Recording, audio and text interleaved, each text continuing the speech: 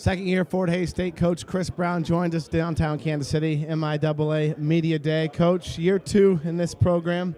Where are you guys at? Where is it on the blueprint? I think we're going in the right direction. I'm hoping we'll be pretty competitive this year in this conference, but in this conference you got to be ready each week, and it's a tough conference. So, I'm hoping we get to the middle of the pack or maybe up in that upper tier, but it's going to take some time. We got to get the right kids in there that fit our program and understand what we want, and we got to get some young kids in there. It was a big junior college transfer place before, but now we've gotten more to the 4 or 5 year kids, and I think that's going to be the whole key to getting this program in the right direction. I lived through you as a coach, playing linebacker at Washburn, and that rebuilding process from year 1 when you got there, I got in, and then year 4, my senior year, we win the league, and that blueprint worked pretty well at Washburn. What have you taken from that blueprint and tried to bring into Hays? I just kind of look at all the programs. I was at Pitt as well, and it was kind of the same way when I was at Pittsburgh State University. I played under Chuck Broyles, and then, I went to coach with Craig Schurig there at Washburn, and I just kind of saw how it worked. You just got to get those kids in there, and they learn the system, and they start taking pride in that system, and that's the good thing about having those 4 or 5 year kids, and they got to learn it. It takes you a year to learn it, and then you're pretty good. You learn it that first year, that second year you're doing okay, but then that third and fourth year, you know what you're doing, and you feel pretty good about yourself, and you're confident. And when you get confident at knowing what you're doing, you become a better football team.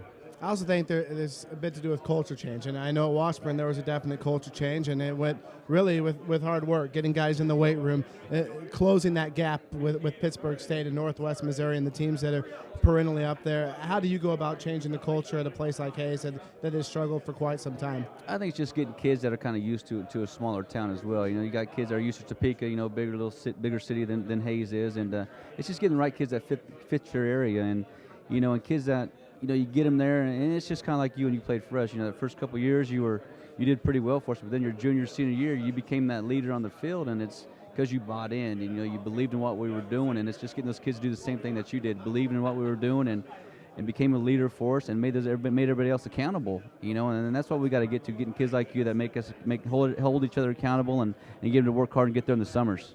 I look at the stats from last year, and I know you being a defensive guy, there's got to be one number that beats at you every day when you look at film and in the meeting room, and it's 34.7 points per game you guys gave up.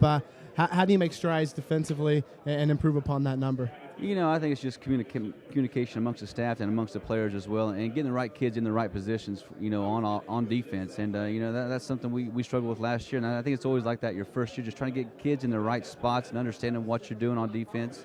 And I think you got to simplify it a little bit sometimes so they're not so confused in what's going on the field. But, a lot of times it's just the kids, put them in the right spots, and getting them ready to play. And, I feel like we did that okay last year, but, I think this year's going to be a little bit better.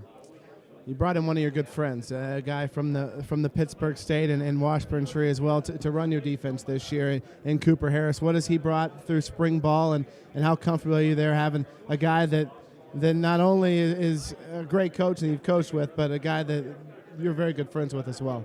Having Coop on my staff, it means a lot to me. We're very good friends. He's a guy I trust, with my life, and I'll do anything for him, and I think he'd do anything for me, and just having a guy like that, and he has the same philosophies as I do on defense as well, and running a team. So, having him there is a huge part of, hopefully a program that's going to be very successful here in the years to come. At the end of year 2, when you go back at the end of the season, what do you want to look back and say, besides wins and losses, how you measure as the success?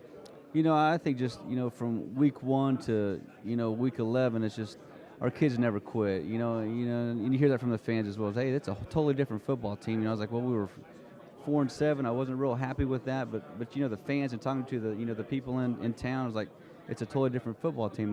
The kids play hard, they don't quit. They give effort, and they look more fundamentally sound on offense and defense, and that's good to hear. When you hear it coming from the community, but that's something you just got to build on, and hopefully your kids understand that those little things are the things that are most important.